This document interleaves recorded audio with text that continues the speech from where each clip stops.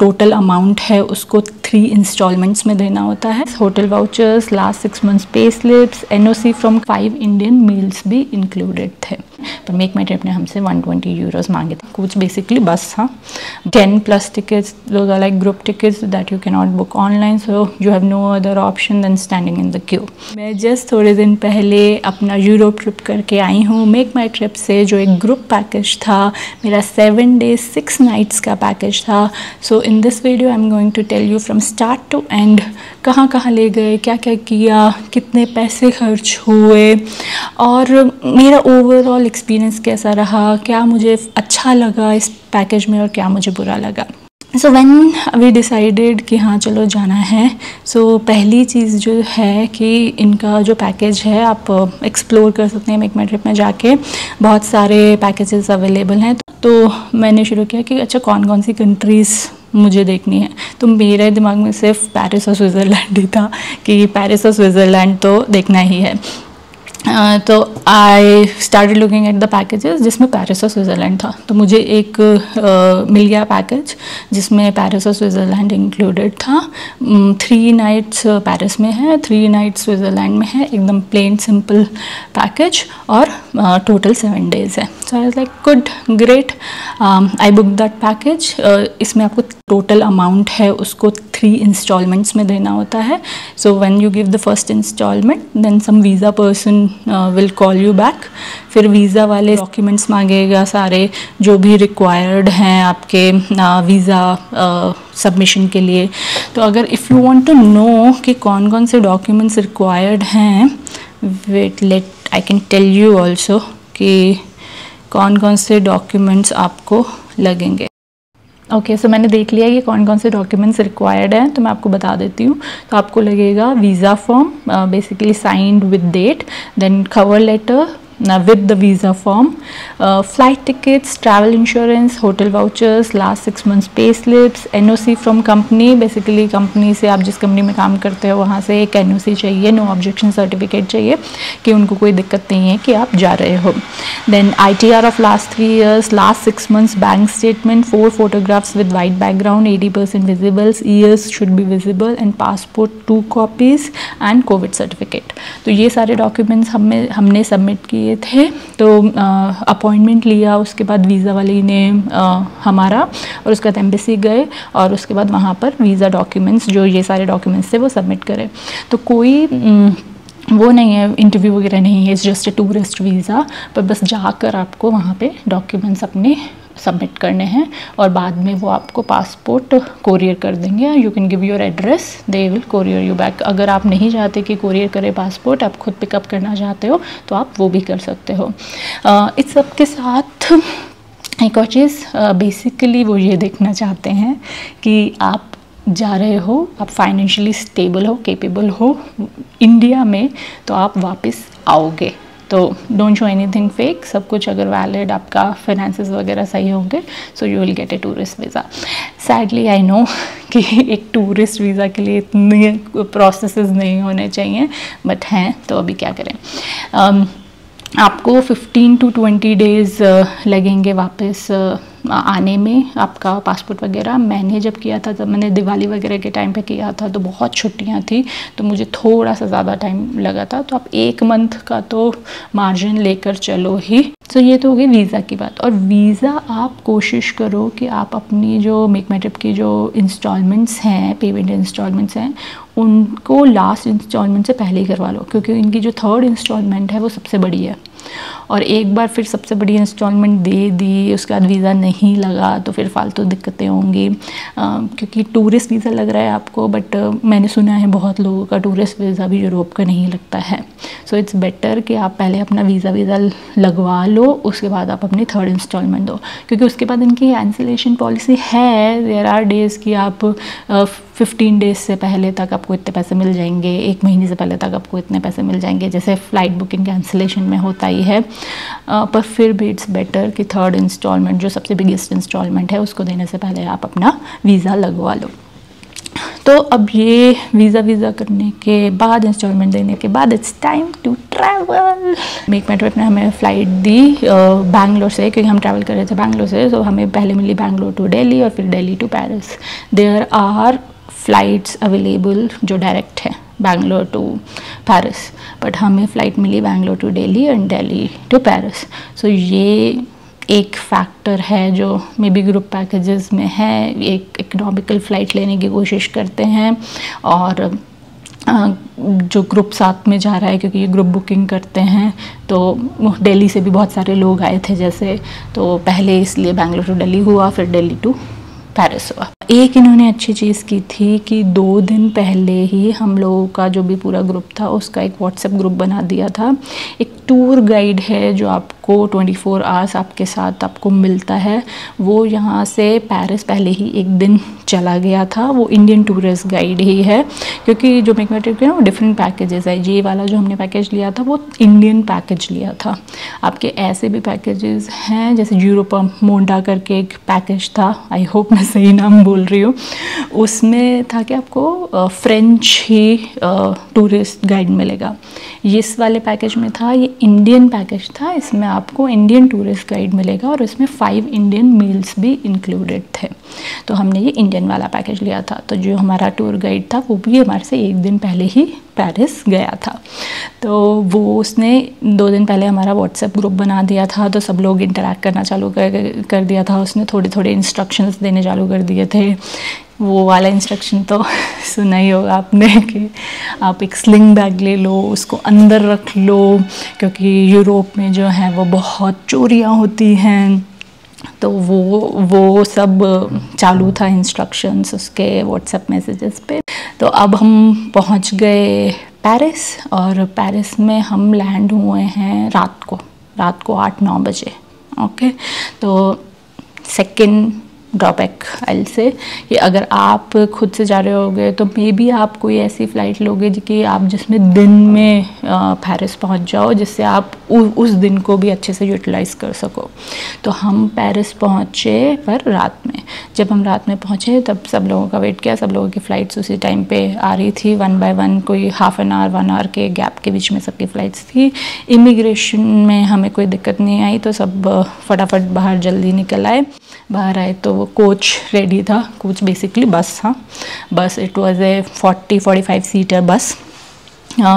तो उसमें हम सब आए, but the great thing was कि ग्रुप में ज़्यादा लोग नहीं थे। It was hardly 10-12 people group. तो वो I think this was the best part कि इतना क्लोज ग्रुप था कि सिर्फ 10-12 ही लोग थे, तो हम इतने क्लोज निटेड हो गए कि हमें पता ही नहीं चला। और जो सारे ग्रुप में जो अलग अलग तरह के लोग थे, that was the best part of it. Because आप ट्रैवल करते हो तो that is what you want to experience, right? Cross cultures experience करना चाहते हो आप। तो जो हमारा टूर गाइड था, ही वॉज ए गुज्जू। जो हमारे ग्रुप में एक बंदा था जो he was ready, he was a South Indian. There were some honeymoon couples, North India South India के डिफरेंट हनीमून कपल्स थे। एक बंदा था जो एकदम ठेठ पंजाबी लुधियाना का बंदा था, जो इवन पहली बार इस साल में उसने इंटरनेशनल ट्रैवल करना शुरू किया था। उन्हें ये भी नहीं पता था कि इंटरनेशनल ट्रैवल बोर्डिंग कैसे करते हैं, कैसे होता है सब। तो इतने वैरायटी ऑफ पीपल के साथ इंटरैक्ट करना और घूमने का जो मज़ा था, दैट वाज एब्सोल्युटली फिनोमिनल। तो ये जो चीज़ थी वो तो मुझे बहुत ही अच्छी लगी। उसके बाद और जो हमारा ड्राइवर था, हमारा कैप्टन ऑफ द बस, वो बंदा जो था वो फ्रेंच था। तो उसको इंग्लिश नहीं आती थी। तो यहाँ से अब बुरा पार्ट चालू होने वाला है क्योंकि जो टूर गाइड था वो कैसे उसको कम्युनिकेट कर रहा था, कैसे अपना रास्ते बता रहा था, कहाँ जाना है ये बता रहा था, that was itself in a task. But anyway, जो भी हम सब चालू हुए, निकले वहाँ से, और उसके बाद इन्होंने सबसे पहले हमें फ़र्स्ट मील करा दिया। तो हमारा फ़र्स्ट इंडियन मील हो गया। एक रेस्टोरेंट में रुके हम और यहाँ पर हमने मील खा लिया। बेसिक सब्जी, दाल, सैलड, पिकल और एक स्वीट, ऐसा डिनर में था। और अगर if you are a non vegetarian तो आपको एक चिकन का आइटम मिल जाएगा, एक चिकन करी रखी हुई थी। तो overall this was the dinner and it was a decent dinner. पूरा दिन की फ़्लाइट करने के बाद वी एंजॉयड आवर मील। हम पहुंच गए अपने होटल में।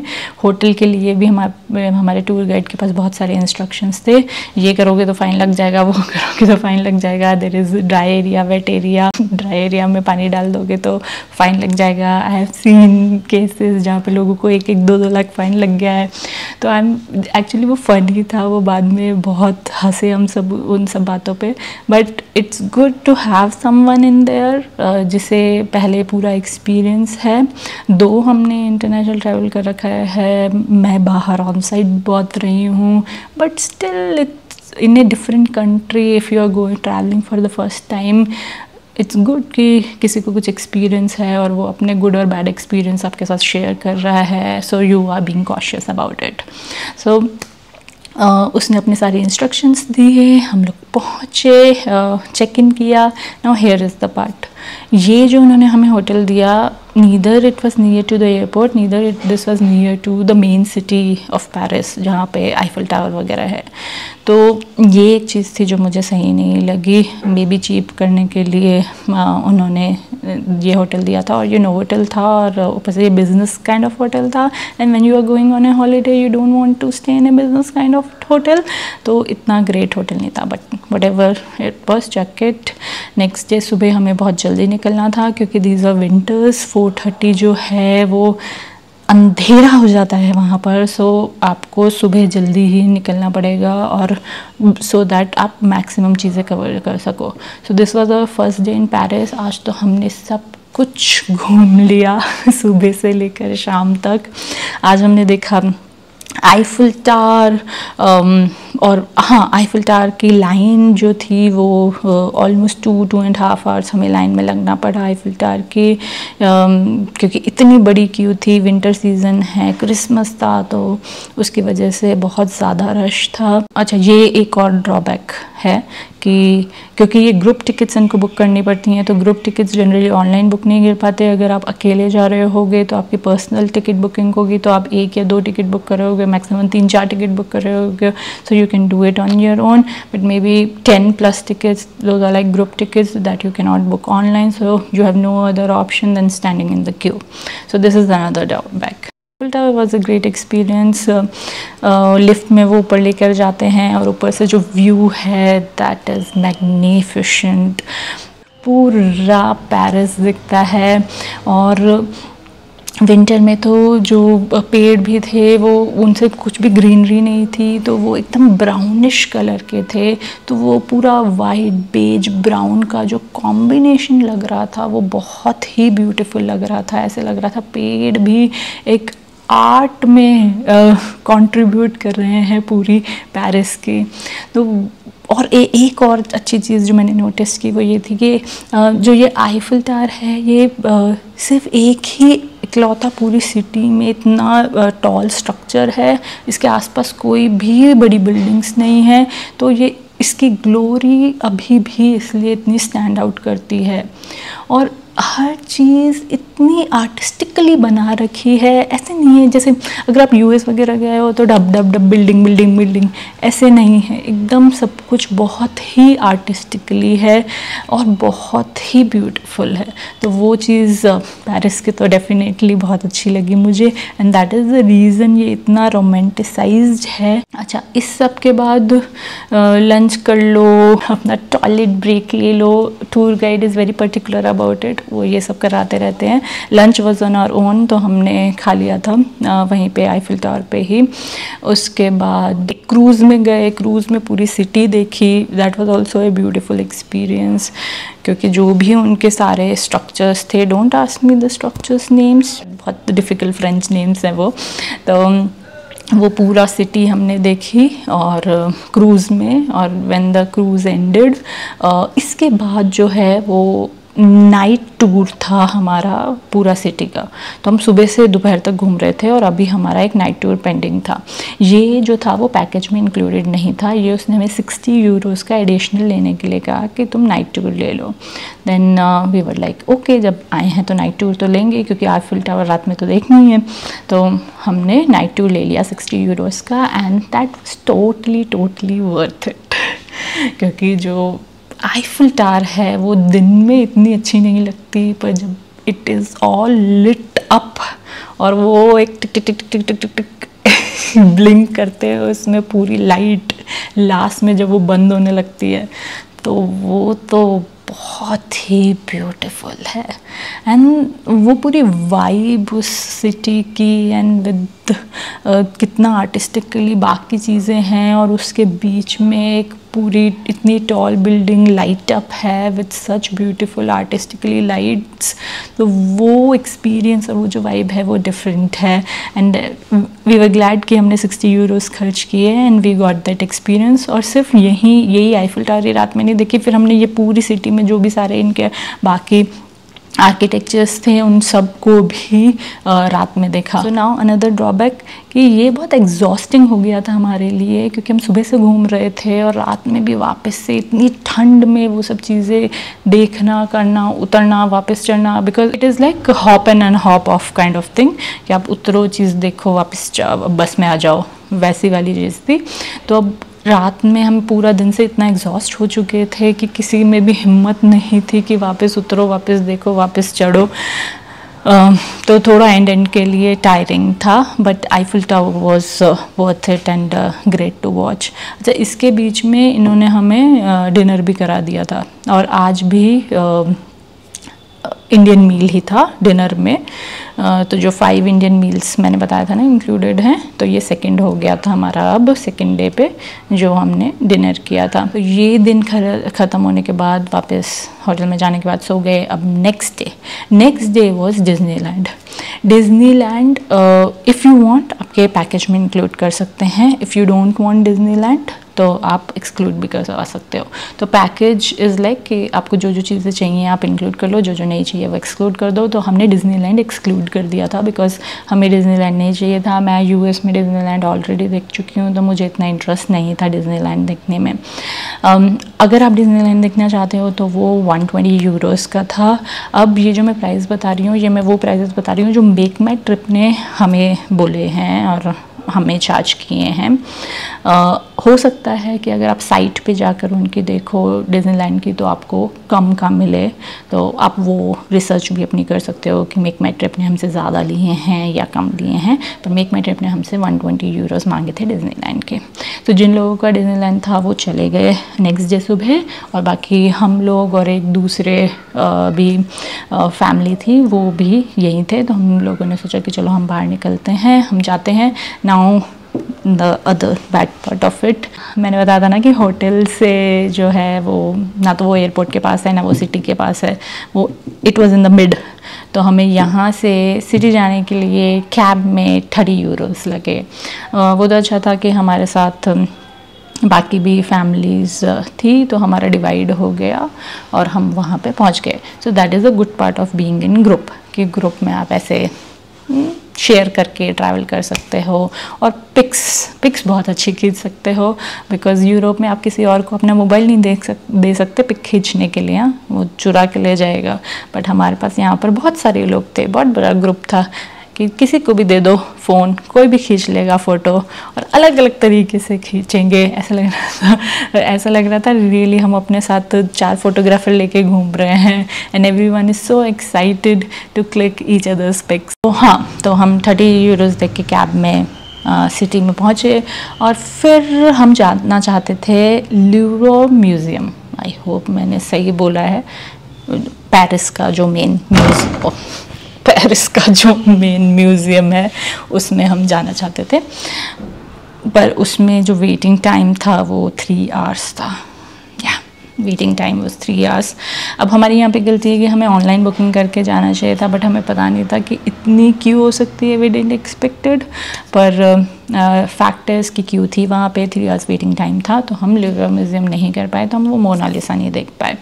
बट अगर आप जा रहे हो, so lesson learn, please learn the lesson from me, online booking करके जाओ ताकि आपको वहाँ पे क्यू में खड़ा ना होना पड़े और आप डायरेक्ट एंट्री ले लो और आपका टाइम भी वेस्ट नहीं होगा। सो अब जब ये नहीं हो पाया तो वी वांटेड टू डू कि हम खाने के बहुत शौकीन हैं, तो हम कैफ़े जो आसपास वहाँ पे सिटी में कैफ़ेज़ थे और वो बहुत फैंसी, बहुत एकदम अच्छे कैफ़ेज़ लग रहे थे। हमने एक कैफ़े पकड़ा और हम वहाँ पर बैठे। मैंने पास्ता लिया, मेरे हस्बैंड ने सैंडविच लिया। पास्ता कैसा था अगर मुझे बताना हो तो it was flavourful, definitely it was a Mariana sauce, तो अच्छी फ्लेवरफुल टोमेटो सॉस थी। बेसिल था, मुझे सिर्फ एक चीज़ लगी कि बेसिल का थोड़ा और फ्लेवर आना चाहिए था, rather देन वो सिर्फ एक बेसिल ऊपर उन्होंने रख रखी थी, उससे मैं थोड़ा ज़्यादा एक्सपेक्ट कर रही थी उस कैफ़े से। और बाकी अगर प्राइसिंग की बात करूँ मैं, तो मेरा पास्ता 20 यूरो का अराउंड था, आई थिंक 19-20 यूरो का था, और सैंडविच भी इतने का ही था। तो अगर ओवरऑल 2 लोगों को खाना खाना है एक fancy city, mid city cafe में, तो आप be prepare to shell out at least 50-60 euros. अब इस सब के बाद लंच करने के बाद देन वी थॉट के okay, free day, we have enjoyed for today, we want to chill and relax, क्योंकि नेक्स्ट डे अब हम स्विट्ज़रलैंड के लिए निकल रहे हैं। अब स्विट्ज़रलैंड जो है वो ऐसा बाजू में नहीं है पेरिस के। स्विट्ज़रलैंड जाने के लिए 10-12 आवर्स की बस राइड है। It was almost 550-600 kilometres. हम जा रहे थे वहाँ से इंटरलाकन, और इंटरलाकन की ब्यूटी और उसका बॉलीवुड कनेक्शन के बारे में मैं आपको नेक्स्ट वीडियो में बताऊंगी। अभी यहाँ पर हम पेरिस में फिनिश करते हैं और स्विट्ज़रलैंड में चलते हैं नेक्स्ट वीडियो में।